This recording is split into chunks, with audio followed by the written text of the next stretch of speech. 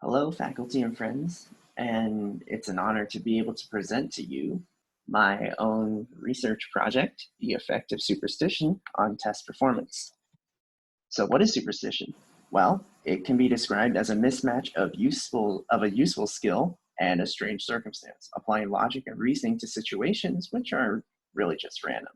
Superstitious beliefs are meant to help us predict an outcome, either preparing for disaster or expecting fortunes. And with this in mind, I wondered if there was a way for us to take advantage of this mismatch. For example, setting up a positive attitude towards challenges. Could the right beliefs give someone more power in actual performance? Alternatively, could these superstitions cause distress in our lives, hindering our ability to do well? So in 1948, B.F. Skinner noticed an interesting pattern while he was feeding pigeons at a park. As he fed the birds completely at random, without any real direction or intent, the pigeons began repeating little motions.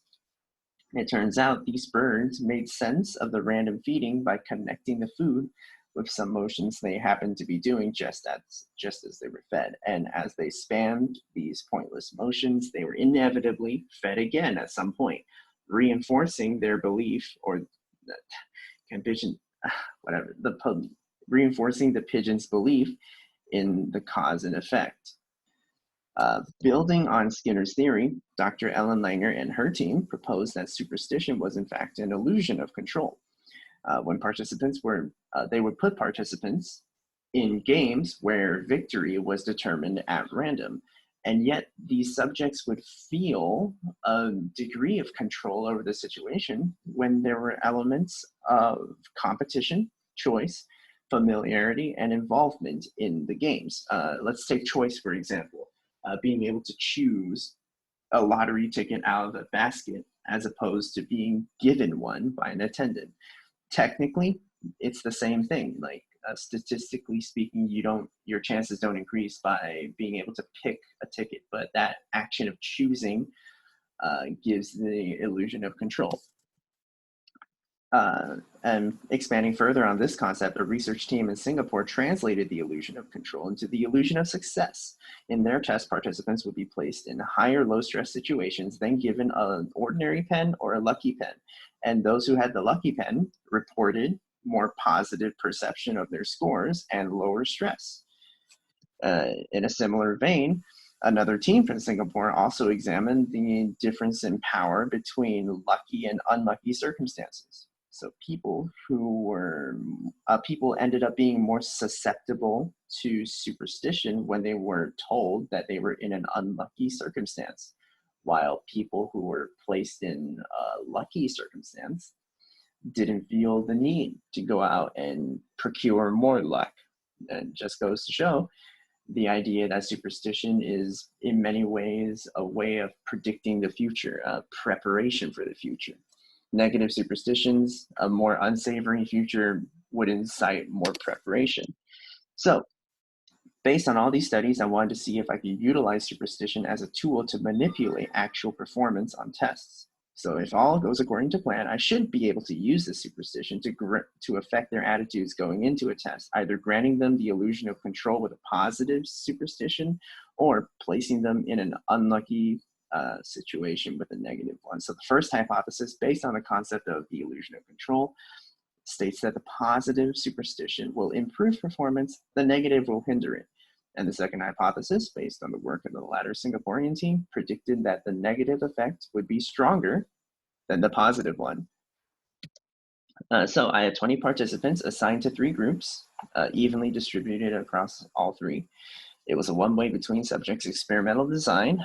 The way it worked was there was a brief interview with 4 questions, followed by a comment that I would add at the very end, which was the independent variable. This comment would be related to either positive or negative superstition or just a control neutral comment.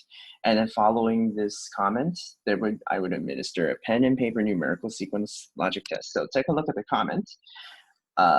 I would ask them what day it was. They would respond, and then I would respond, oh, it's this day? Oh, that's interesting because, and if we were in the lucky condition, I would say, oh, today is 智神节日, which is a pretty lucky day for education-related stuff.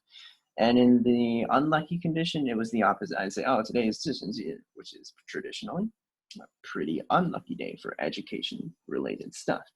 And as I apologize for any Mandarin-speaking audience members, because that might have been a little bit grating, but suffice to say, those 4 characters don't actually mean much. So we have here a sample of our numerical sequence logic test. It was 12 questions overall, all the same format, given the sequence of numbers, what number is missing, pick the right one. And aside from the first one, which is a cakewalk, all of these questions were pretty difficult. We tried our very best to find the toughest ones we could through textbooks and on the internet. And here are the results. So we added up the total number of correct answers, ran 2 separate independent samples t-tests for both the positive, comparing to positive and control means, and the negative and control groups.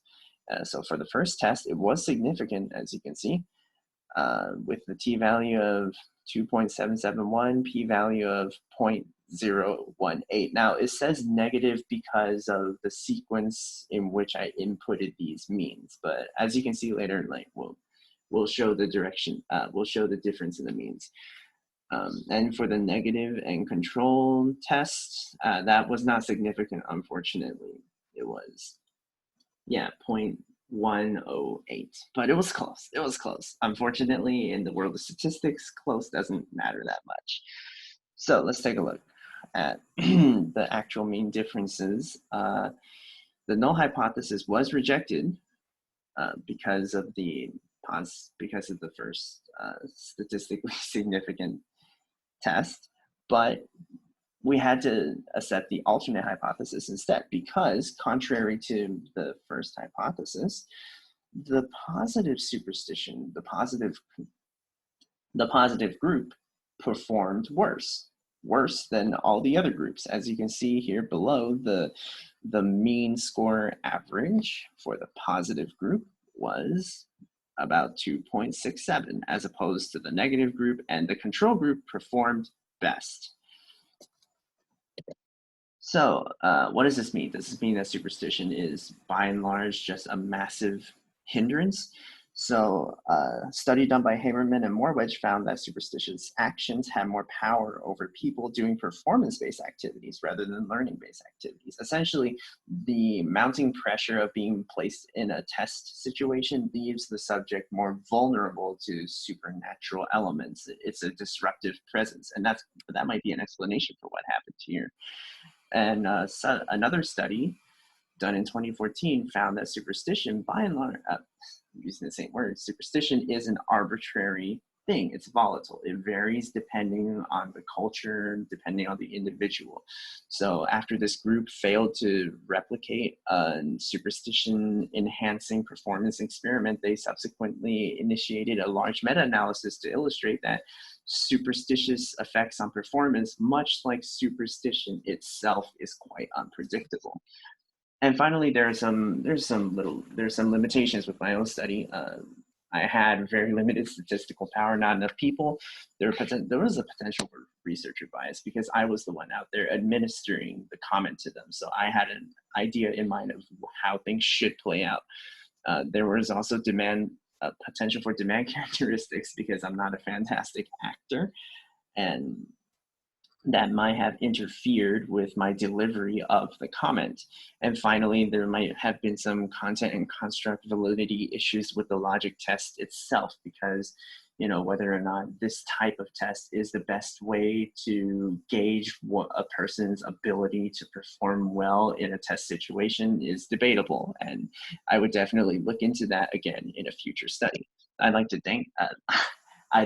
thank Dr. Sally Farley for her invaluable guidance and encouragement throughout every step of this project, and also for Cecia Calero for some very valuable input on my research design, ultimately leading to a much more clean and efficient method. And finally, my friend, Jiawen Chen, whose ridiculous antics and good sense of humor kept me positive throughout this entire study.